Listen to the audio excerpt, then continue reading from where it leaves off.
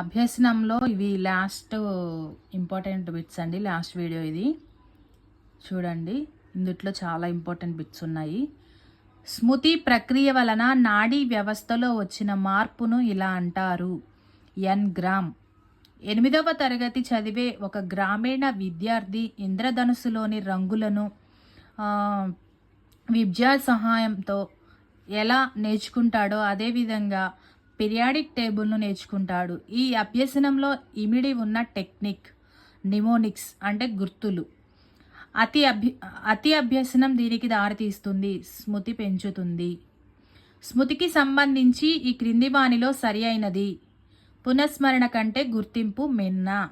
స్మృతి మరియు అభ్యసనమునకు సంబంధించి ఈ క్రింది వాక్యంలో సరి అయినది. స్మృతి అభ్యసనము పరస్పర సంబంధమైనవి. దక్షిణ అమెరికా దేశంలోని గయానాను గురించి అభ్యసించిన తరువాత ఆఫ్రికా దేశాలైన ఘనా మరియు గినియా ప్రదేశాలను గుర్తుపెట్టుకోవడంలో ఇబ్బంది పడే విద్యార్థి ఈ రకమైన అవరోధాన్ని ఎదుర్కొంటాడు. తిరోగమన.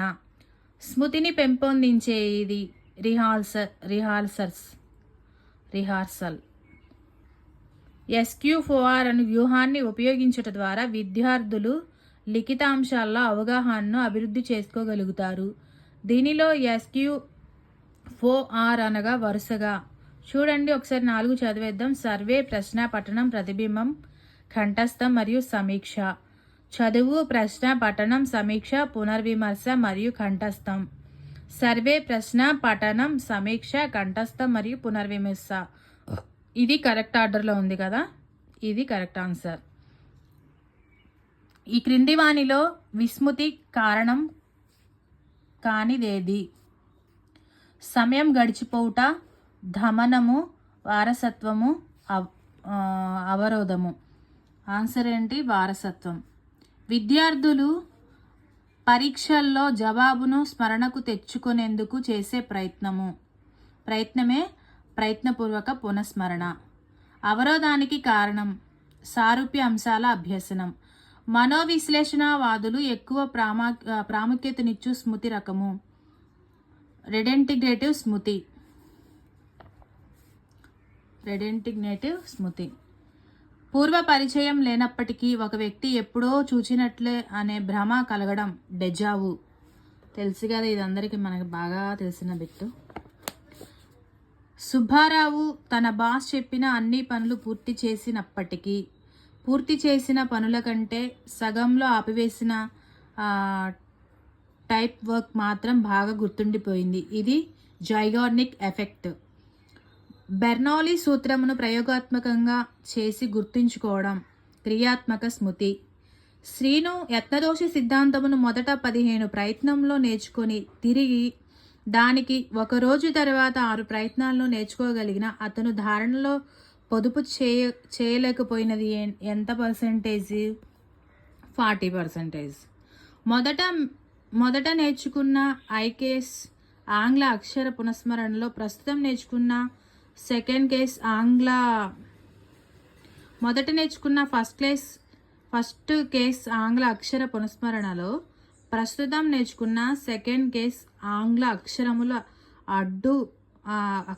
అడ్డు తగులుట అనేది తిరోగమన అవరోధము.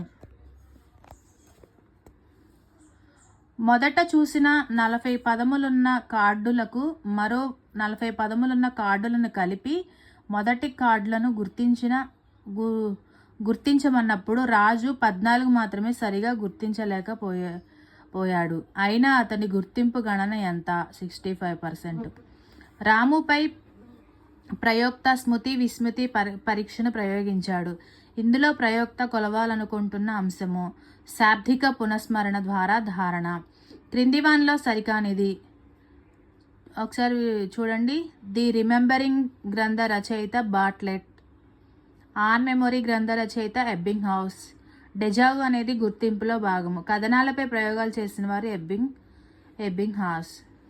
సరికానిది కథనాలపై ప్రయోగాలు చేసిన వారు ఎబ్బింగ్ హాస్. స్మృతి ప్రధాన కారకము అభ్యసనం. ప్రస్తుతం నేర్చుకున్న అరుణాచలం గుర్తుకు తెచ్చుకునే ప్రయత్నంలో గతంలో నేర్చుకున్న కరుణాకర్ అనే పదం అడ్డు తగులుతుంది. ఇది పురోగమన అవరోధం. అల్జీమర్ వ్యాధి వల్ల కలిగే విస్మృతి, అమ్నీషియా. అక్టోబర్ 2 అనగానే గాంధీ జయంతి అని గుర్తుకు రావడం, సంసర్గ స్మృతి. విలంబిత ప్రతిచర్య పరికరం దీనికి సంబంధించింది. అశాబ్దిక పునఃస్మరణలో ధారణం కొలుచు పరికరం ఇది. పొదుపు గణన దీనికి సంబంధించింది. పునరభ్యసనమునకు. చండీ పాదాల అండతో కేంద్రపాలిత ప్రాంతాలను గుర్తు పెట్టుకొనుట, నిమోనిక్స్. ఈ క్రింది వానిలో ఉద్దేశపూర్వక విస్మృతి, దమనము. క్రింది వానిలో అపసామాన్య విస్మృతి 1 మరియు 3 చూడండి. అమీషియా ప్యూడ్. క్రింది వానిలో అపసామాన్య విస్మృతి అంటే అమ్మేషియా అండ్ ప్యూడ్. ఒక విద్యార్థి 24 పదములు నేర్చుకున్న 6 రోజుల తర్వాత ఎబ్బింగ్హాస్ ప్రకారం ఎన్ని పదములు మర్చిపోతాడు? 18. ఎబ్బింగ్హాస్ ప్రకారం ఒక విషయం నేర్చుకున్న 6 రోజుల తర్వాత స్మృతి విస్మృతుల శాతం 1:3. రామయ్య, వీరయ్య, సుబ్బయ్య, వెంకటేశ్వర్లు అనే పేర్లలో వెంకటేశ్వర్లు అనే పేరు బాగా గుర్తుండిపోతుంది. కారణం దానిపై పురోగమన తిరోగమన అవరోధాలు లేకపోవటయ్య అనేది. Von Restorff effect.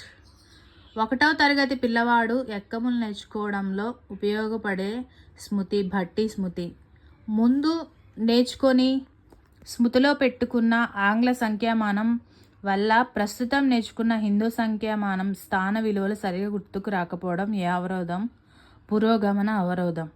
ఒక విద్యార్థి సైకిల్ తొక్కడం నేర్చుకున్నాడు. ఇది ఏ స్మృతిలో ఉండును? దీర్ఘకాలిక స్మృతి. దీర్ఘకాలం గుర్తుండిపోతుంది. అభ్యసనంలో ఉన్నటువంటి ఇంపార్టెంట్ బిట్స్ అన్నీ కవర్ అయిపోయాయండి. ఇంతటితో అభ్యసనం అయితే క్లోజ్ అవుతుంది. నెక్స్ట్ వేరే వీడియోతో వేరే కొత్త టాపిక్తో వీడియో చేస్తాను. అది కూడా వాచ్ చేసేయండి.